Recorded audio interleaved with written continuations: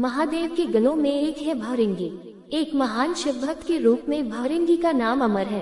कहते हैं जहाँ शिव होंगे वहाँ गणेश, नंदी, श्रृंगी, भृंगी, वीरभद्र का वास स्वयं ही होगा। शिव शिवा के साथ उनके ये गण अवश्य चलते हैं। इनमें से सभी प्रमुख गणों के बारे में तो कहानियां प्रचलित हैं। भृंगी की खास बात यह है कि उनके 3 पैर हैं। शिव विवाह के लिए चली बारात में उनका जिक्र मिलता है, बिनु पद होए कोई।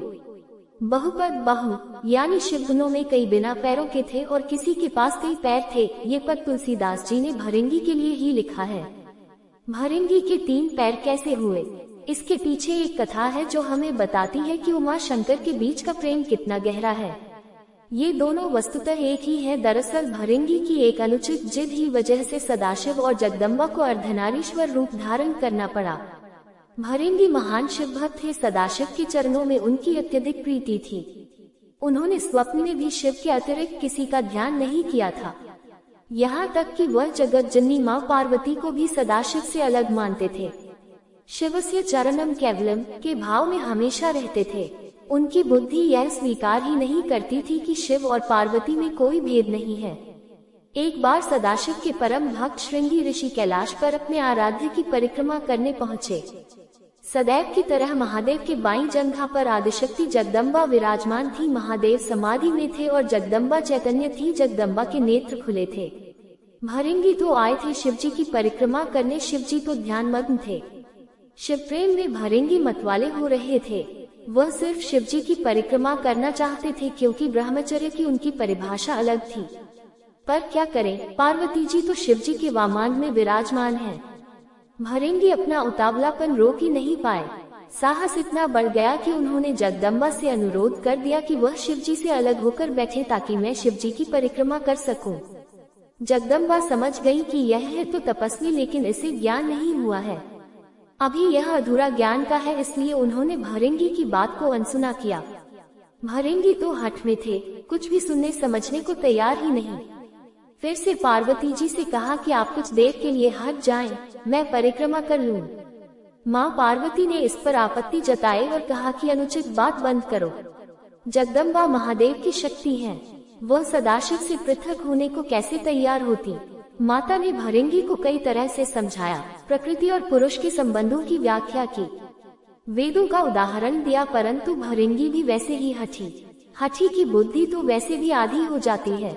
माता द्वारा दिए ज्ञान उपदेश उनके विवेक में उतरे ही नहीं।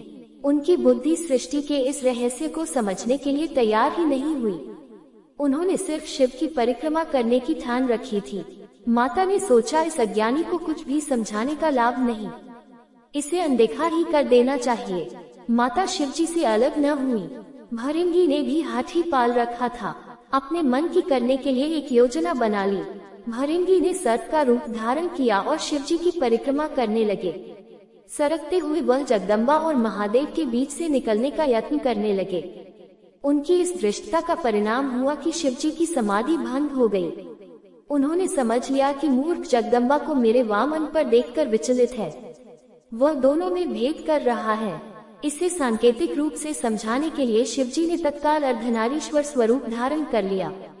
जगदम्बा अब उन्हीं में विलीन हो गई थी। जगदम्बा महादेव की शक्ति है, वह सदाशिव से पृथक होने को कैसे तैयार होती। माता ने भृंगी को कई तरह से समझाया, प्रकृति और पुरुष के संबंधों की व्याख्या की, वेदों का उदाहरण दिया, परंतु भृंगी भी वैसे ही हठी की बुद्धि तो वैसे भी आधी हो जाती है। माता द्वारा दिए ज्ञान उपदेश उनके विवेक में उतरे ही नहीं। उनकी बुद्धि सृष्टि के इस रहस्य को समझने के लिए तैयार ही नहीं हुई। उन्होंने सिर्फ शिव की परिक्रमा करने की ठान रखी थी। माता ने सोचा इस अज्ञानी को कुछ भी समझाने का लाभ नहीं, इसे अनदेखा ही कर देना चाहिए। माता शिवजी से अलग न हुई। भृंगी ने भी हाथ ही पाल रखा था। अपने मन की करने के लिए एक योजना बना ली। भृंगी ने सर्प का रूप धारण किया और शिवजी की परिक्रमा करने लगे।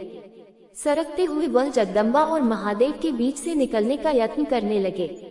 उनकी इस दृष्टता का परिणाम हुआ कि शिवजी की समाधि भंग हो गई। उन्होंने समझ लिया कि मूर्ख जगदम्बा को मेरे वामन पर देखकर विचलित है, वह दोनों में भेद कर रहा है। इसे सांकेतिक रूप से समझाने के लिए शिवजी ने तत्काल अर्धनारीश्वर स्वरूप धारण कर लिया। जगदम्बा अब उन्हीं में विलीन